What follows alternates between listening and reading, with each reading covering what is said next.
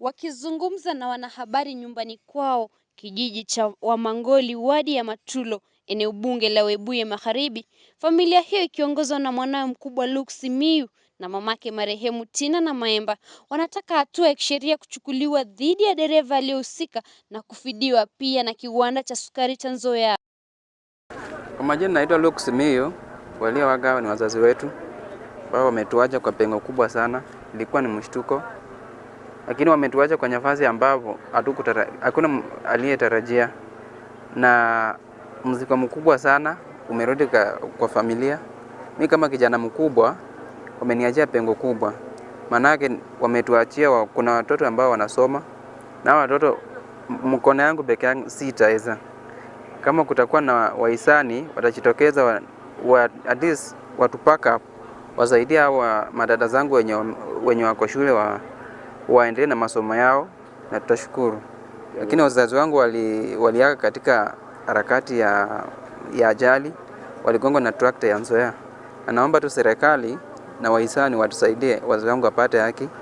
Ani maneno yenye nimepitia hata saa hii sina maneno mengi ya kuongea. Lakini kiangalia hali watoto wenye wameniwajia mpaka hata mimi nashindwa sijui nifanye namna gani. Lakini ambao mandugu zangu na majirani mnishike mkono na MP wetu wa area hii Mheshimiwa Tani Wanyama, hiyo ni ndugu yao, mtusaidie. Hao watoto ni watoto wachanga, hii poma umeiacha tu bure. Watoto wangu walienda kanisa kule Buholi, wakati walifika njiani wakapata maafa, trakta ikawaua, ndio ninalia. Kwa hivyo hata tumehusunika sana, hata tumeshindwa la kufanya, kwa sababu saizi hao watu wawili kuwaka safari moja, kuacha watoto bato wadogo ambaye atawachachua bila wataweza kuchisha maisha yao vile maisha vile watajua mbeleni kutakuwa namna gani. Hawana mbele wana nyuma. Sasa tunataka serikali tusaidie haki ipatikane. Gari vile likonga watoto yangu, mimi nataka usaidizi, kwa maana mimi vile waliniwachia na wachukuu sitaweza. Familia hiyo hata hivyo inaomba msaada kutoka kwa wasamaria wema na viongozi wa kisiasa ili wakaweze kupata fedha za kugharamia mipango ya mazishi, ikizingatiwa kuwa wameachiwa mzigo mkubwa. Nitafurahi hata kama kuna uwezekano, ninaomba ya kwamba hii matanga ikiisha, kama justice haiwezi kuonekana, niko naenda kumobilize watu, trakta ya Nzoia isionekane mahali, maana hata mtu akikataa hatujui ni kesho nayo itaua mimi ama itaua nani. Hata watu wa serikali nyinyi wenyewe mkikataa kutusaidia sisi watu wa chini, hata pia nyinyi mnakimbilia kwa magari, na wale wenye wanaendesha ile matrakta wamefuta bangi, wamekunywa changa.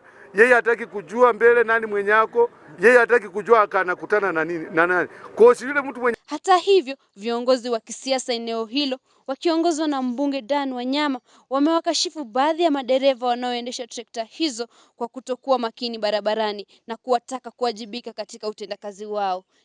Kitu yenye ninaomba ni kitu kimoja, niko naomba rai na kampuni ya Nzoia. Wameua watu wengi sana, lakini hakunako yule justice yoyote yenye imewahi kufanyika kwa watu ambao wameaga. Ninaomba hii serikali, nani mwenye mtetezi mwenye anaweza kusimama na sisi, maana wanaua watu leo, kesho mpaka kuendelea.